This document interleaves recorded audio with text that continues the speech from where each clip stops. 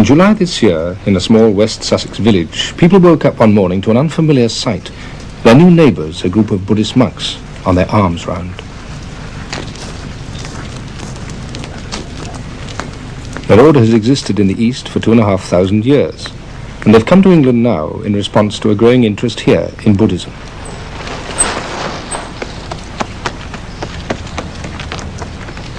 They aim to live the simple and disciplined life which the Buddha laid down for the earliest forest monks. There are many Buddhist groups in Britain, but this is the first attempt at such a traditional approach.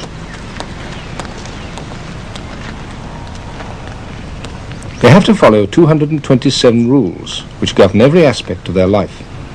The rules provide them with a framework for developing spiritual insight and what the Buddhist scriptures call loving kindness towards all creation.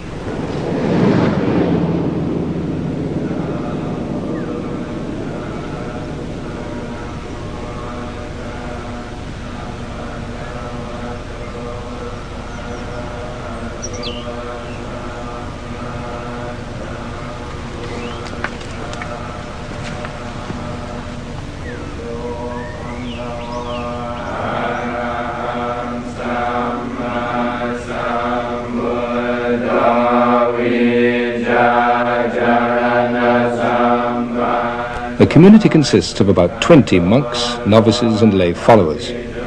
Their day has begun at 4 a.m. with meditation followed by chanting in Pali.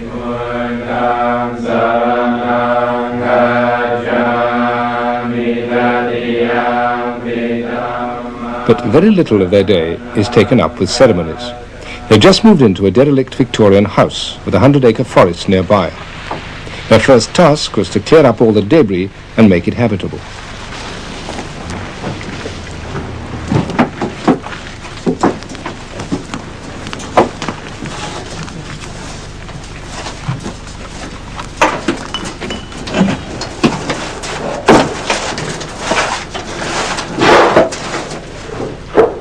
Monks are trained to be content with little.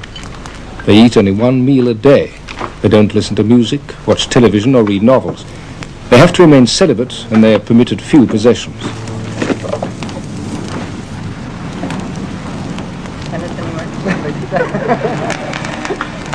Their aim is to be free of everything which might distract them from their main task, putting into practice the Buddha's teaching about the path to enlightenment.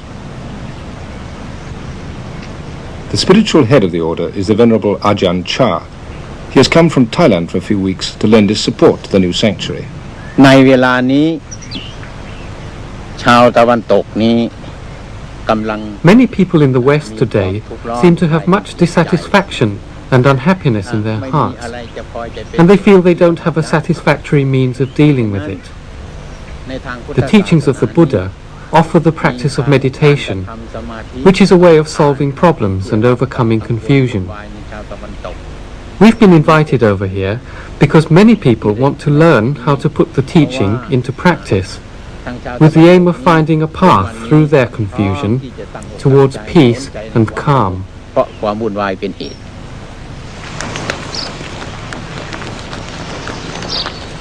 how is all this going to go down in West Sussex? For hundreds of years, Western Christians have exported their religion. Now, for the first time, the West is on the receiving end.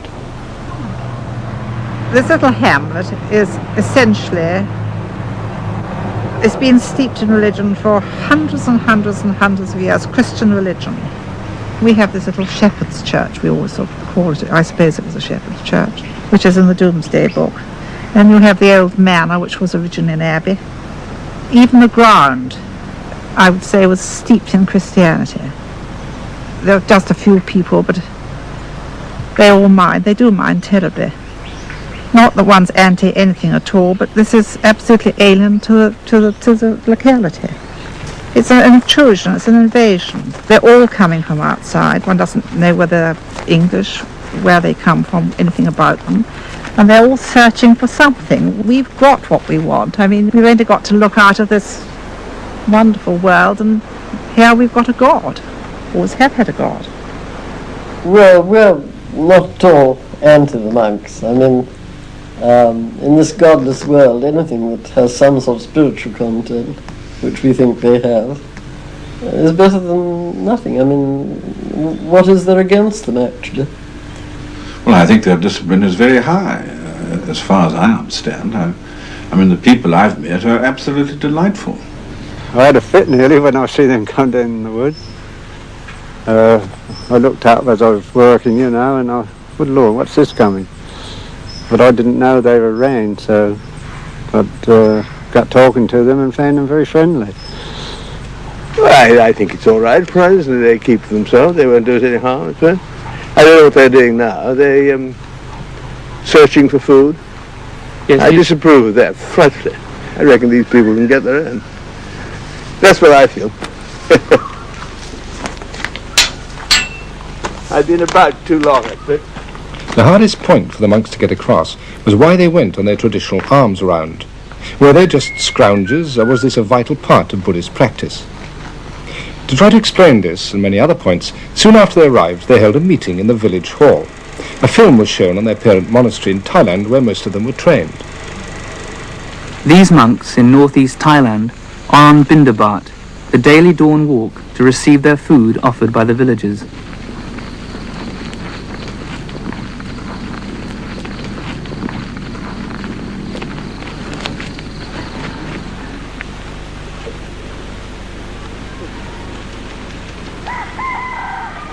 They're not allowed to possess money, nor grow their own food.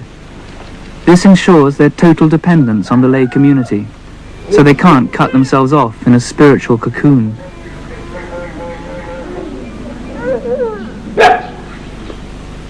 For the laity, Bindabat is a way of paying respect to the discipline of the monks, and also a way of making merit, which many believe brings good fortune in this life and in future rebirths.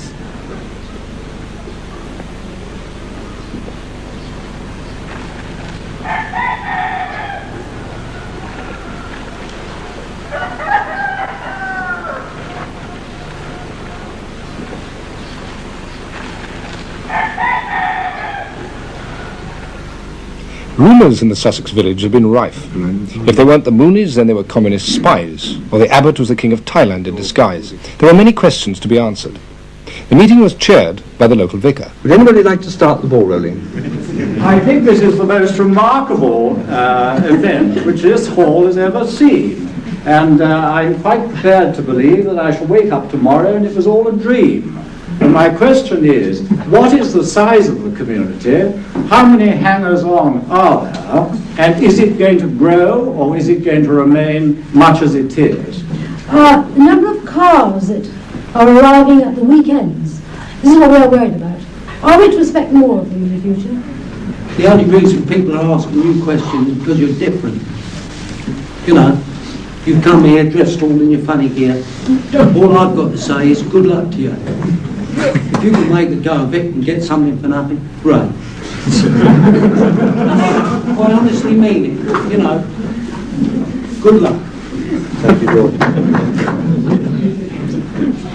Walking through Leicester Square a fortnight ago, I came across what appeared to me to be a sort of Buddhist raver. I don't know who the people concerned were, but they were certainly in saffron habits, rather like your own. They had shaven heads. They were banging cymbals and had really gone completely ecstatic. I think one of the things that we have a fear of here is that these sort of people, who may be a fringe element, I don't know, of your faith, may come down here and this sort of thing may go on at Chithurst. The monks' way of meeting doubts that they were just another weird and possibly dangerous sect was to invite the local people to the sanctuary to take a look for themselves.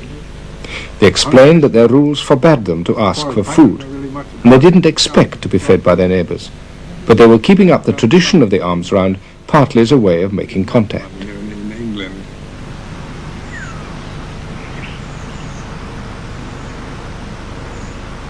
Their one meal a day has to be eaten before noon. Part of their food will be grown by their lay helpers, and the rest will be donated by Buddhist supporters from further afield. Today it's been given by the Hampshire Buddhist Society. This temporary dining room was provided by their chairman, who owns a marquee company. You don't have to be a monk to be a devout Buddhist. You can lead an active business life, provided it's not an immoral one. We've come today to offer a meal to the monks, which is known as dharma, and this is an act of giving which establishes a sort of a relationship between lay people and the monks. And it's not, as is often thought, a case of just giving something to gain merit, but ideally, or in the perfect way, giving dharma is a case of giving a little bit of oneself, and so it's in keeping with all the basic Buddhist teachings of the dropping one's ego. I've been asked why I'm Buddhist. It's not very easy to answer that because it's a slow process, and I think a gradual confidence grows, but I suppose it comes down really to the fact that I see, well, it's called dukkha in Pali, which is the old Buddhist language. Probably I understand it as dis-ease, imperfection or suffering, and I see this in others, but more importantly in myself. And I'm of confidence that the Buddhist way of practice is a way of doing away with it gradually. But probably more important than a sort of an intellectual motivation is the fact that I meet monks. And I think in all cases the ones that I've met have been wonderful examples of the result of the training, the sort of fruition of it, if you like. พวกชาวพุทธทั้งหลายได้มารวมกันกระทำบุญในสถานที่นี้ Today all of you Buddhists have had a chance to come. One of the monks' main roles is to teach. The idea is that the lay people provide food for the body and the monks provide food for the mind. The sanctuary is a kind of spiritual powerhouse where people come to be recharged. So as we see all other people, we see other people's children, that we learn to love other people's children in the same way that we would love our own children. Ajahn Papakaro used to give pep talks of a different kind when he was a US Army captain in Vietnam, where he first encountered Buddhism. I began to practice as a layperson in the Army, and it became quite obvious that if I wanted to continue being a devout lay Buddhist, to practice strictly adhere to the training precepts that are taught and things, that just to wear a military uniform would be against those teachings. I thought if I wanted to do it 100%, that it would be best to become a monk. And here I am, 8 years later. Tanaranyabo has been a policeman, a merchant seaman, a TV engineer and a barman, but for the last 3 years a Buddhist monk. The Buddha's teaching was always intended to be flexible, and there's nothing in it which prohibits adapting to new ways, provided they don't contradict the basic principles. I'm not a very high-minded person. In fact, high-mindedness is sometimes I find more aggravating than just a basic, down-to-earth approach to life. Honesty is all it's about. Trying to be totally honest about things as they are and about you as you are. Because man needs to know, apart from his job and everything, which is part of his life, men need to know who they are. Who you are and what you are, not what you're doing, what you are, is very important. And monks are concerned more with that. Because, I mean, I myself have done many things, different kinds of jobs. But I didn't know who I was. If a man gets too separated from the world or his environment, he gets ill. I think I've seen that in myself and in other people, a certain kind of alienation, loss of harmony. To have harmony, you need to know yourself, and harmony is the greatest peace and happiness. If you don't have harmony, it doesn't matter what you've got.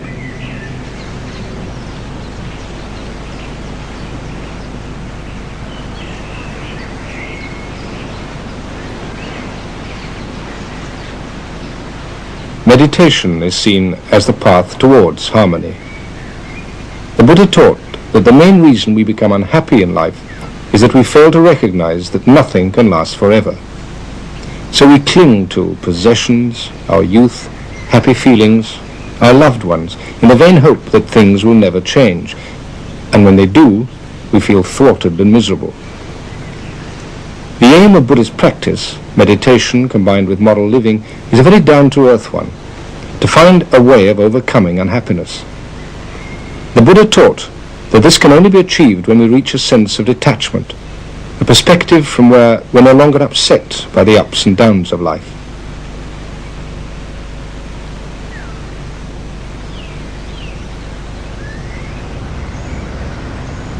When we accept that all existence is impermanent, we begin to take things in our stride.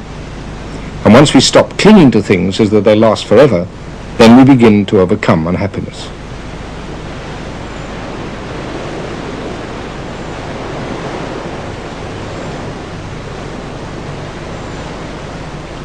So meditation is taught as a way of reaching serenity, and it's one which anybody can systematically follow.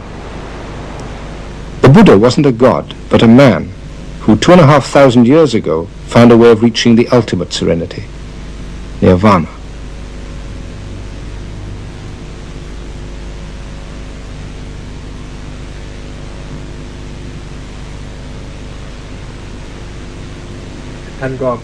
But meditation isn't regarded as something just for monks. Does your meditation include the mindfulness aspect which was taught by the Buddha? One of the first visitors to the centre was Rear Admiral Shattuck.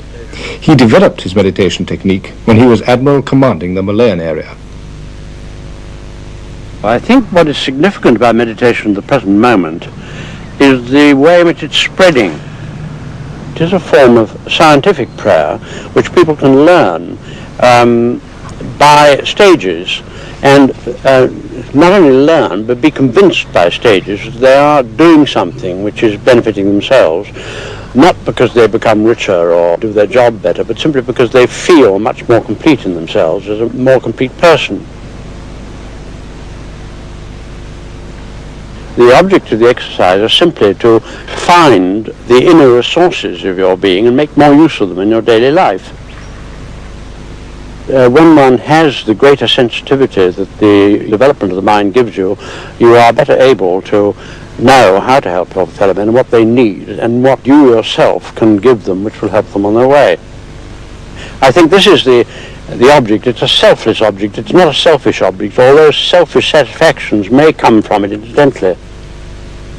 Meditation is often thought of as a self-centered pastime associated with hippies and dropouts rather than admirals.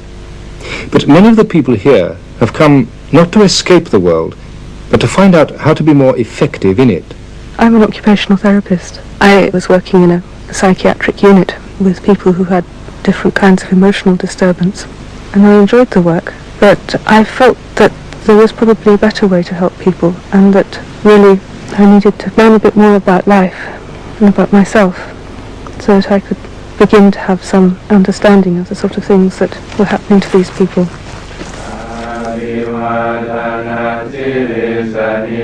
A lot of people say that the monks are very selfish, that they spend all their time working on themselves, and that this way of life doesn't really benefit anybody else very much. But it's benefited me enormously, because what they're doing is living a teaching, and they're making it work, and showing other people that they can make it work too. That's one of the things that they do to help. They just act as a kind of a living embodiment of the teaching. Well, if it hadn't been for this practice and this teaching, I would have ended up in a nut house. You do some meditation, and you conduct yourself very mindfully and peacefully. You get insights into the way your own mind's going round in its own particular short circuits. And you break through a lot of neurotic behaviour patterns, and you find yourself coping with the world again, simply because this training's shown you how to look into your own mind. Even the most menial work can be regarded as a form of meditation if it's carried out with awareness.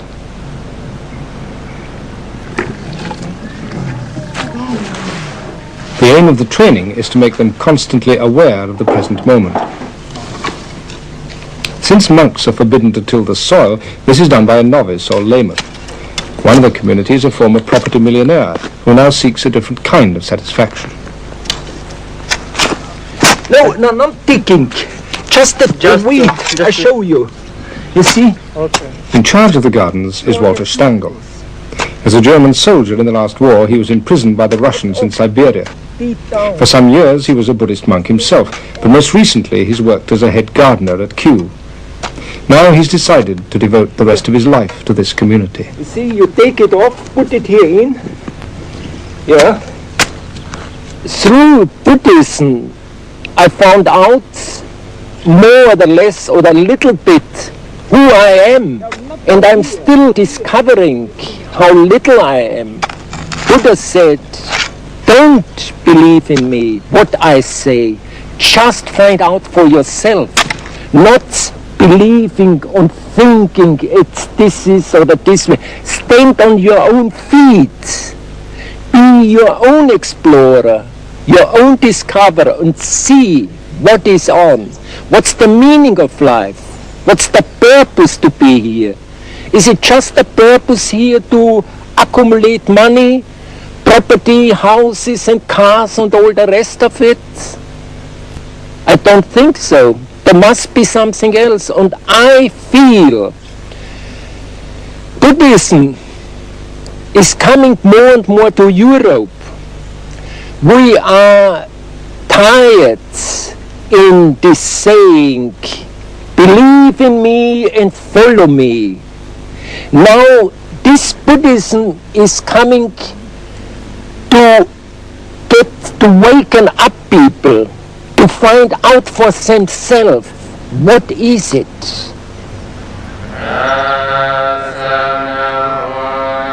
The Buddha taught that understanding is more important than believing, and that enlightenment doesn't come in the form of grace from a divine power, but as a result of man's own efforts to understand the teaching.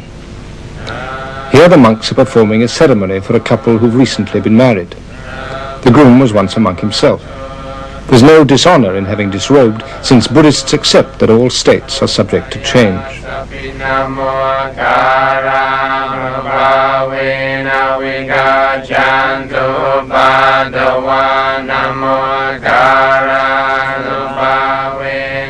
Buddhist ceremonies aren't considered as sacred, merely as a means of focusing the mind, and they don't always have to be conducted with solemnity.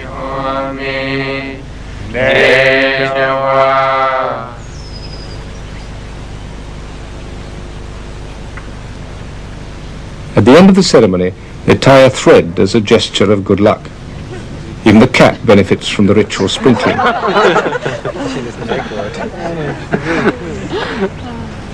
We'll probably get letters from me. That's Doris. Who'd be a Buddhist cat? Soon after their arrival, the monks were visited by 3 senior members of the Anglican clergy. The local rural dean is Canon Heyman.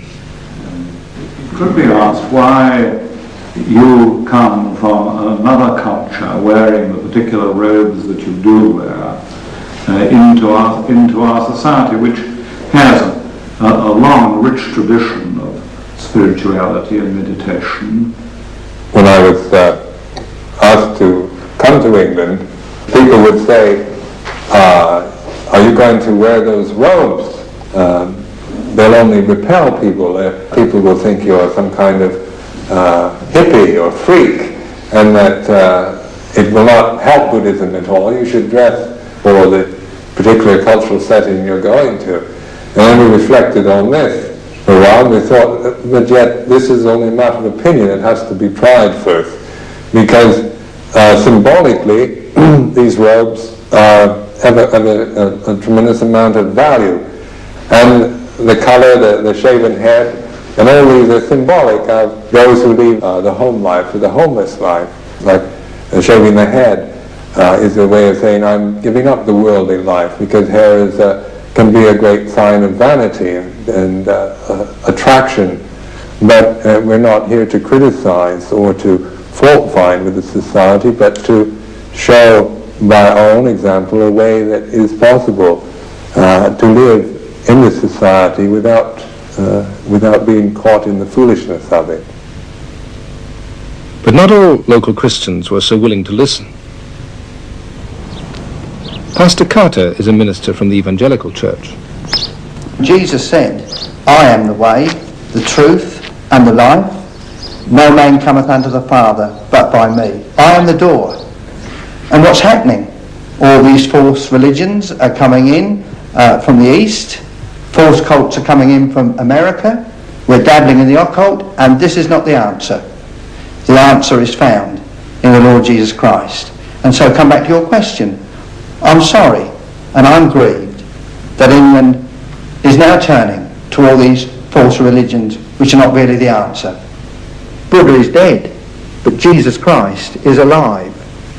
It is a great responsibility, but it is a joyful responsibility to go and tell all mankind about the love of the Lord Jesus Christ. Hello. My name is Pastor Carter from the Haslemere Evangelical Church. How do you do?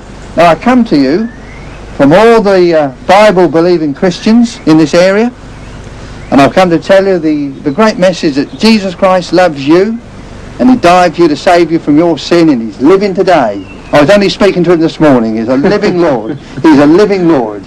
And I've come to... The monks willingly accepted the gift of a Bible, but they made no attempt to convert the pastor in their turn. Buddhism today doesn't try to make converts, but the monks were happy to explain their views to anyone who was interested. They were invited to the home of Brigadier and Mrs. Chatterton. I think it's very interesting that young people are turning to, if I may say so, Buddhism or that form of spiritual situation, because the Christian church hasn't got the hold that it had. I mean, it's only 11% of 52 million people. Yes.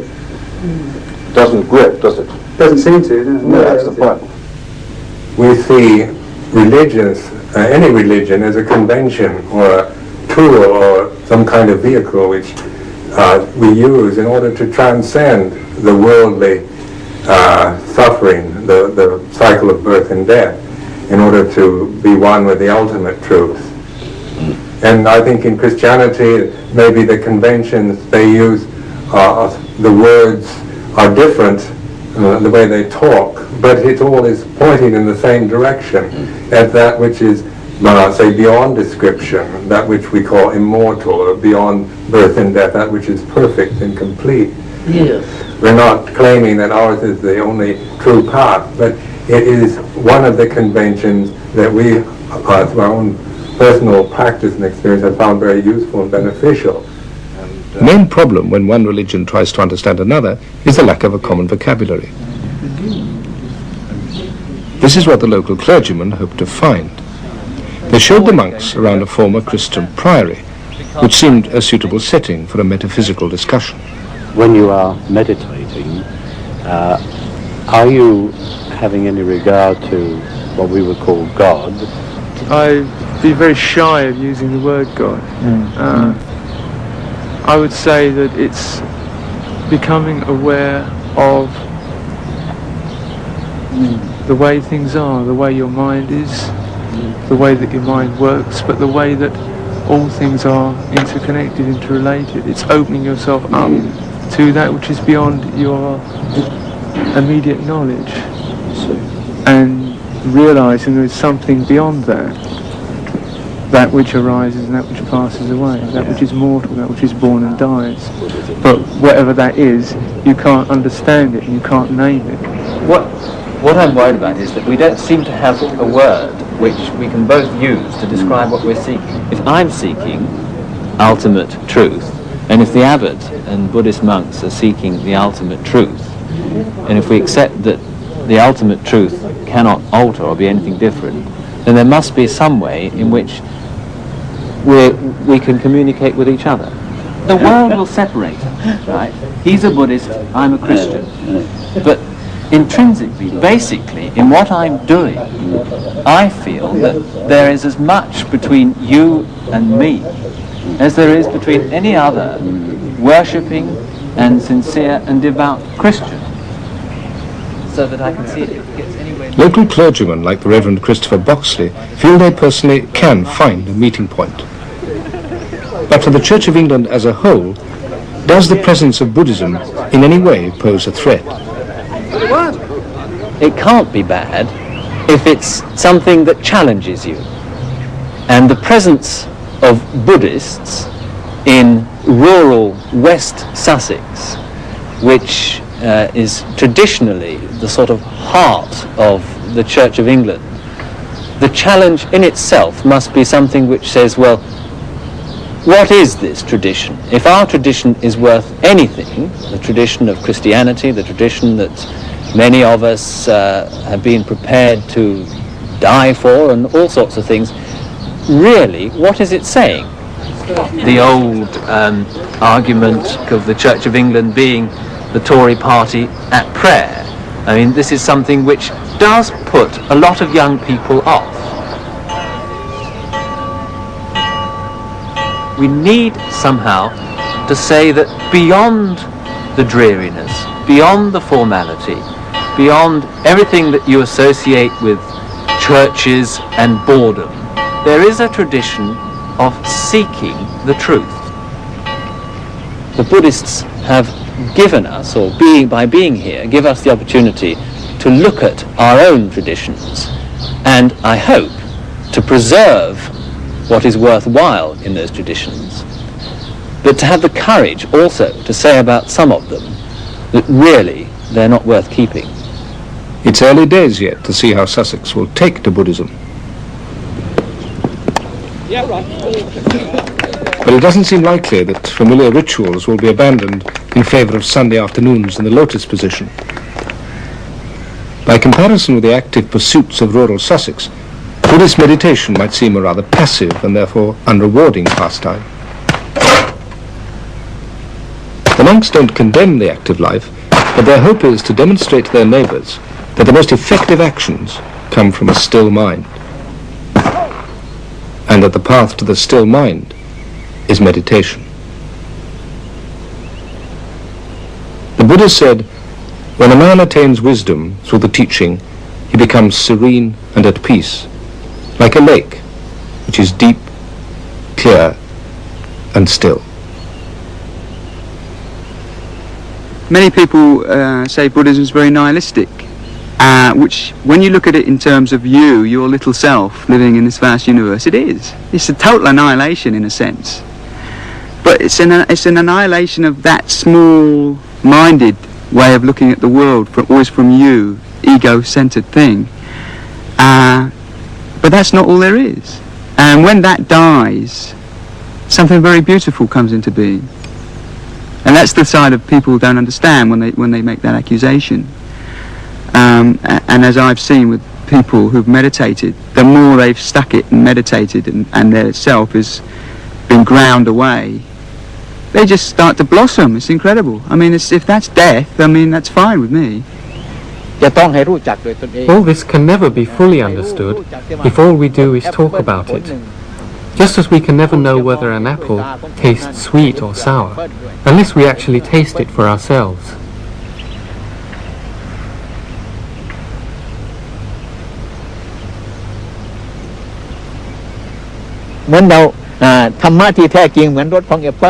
The ultimate truth is like the flavor of an apple, which you can't see with the eye or hear with the ear. The only way to experience it is to put the teaching into practice. Once you've tasted it, you'll no longer be in any doubt about its flavor, and you won't have to ask anyone else. The problem will be solved.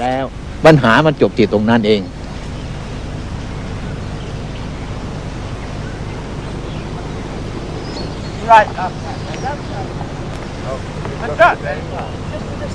Not far enough to get away. There's three going into one. What? Three people if there's one off the petrol. Yes. We invite you to come and visit us. We invite you to come and visit us. Oh, that's very kind of you. We'd love to, yes. So you can see what we're doing. When you're... what you're up to. Yeah. What we're up to. 40 years.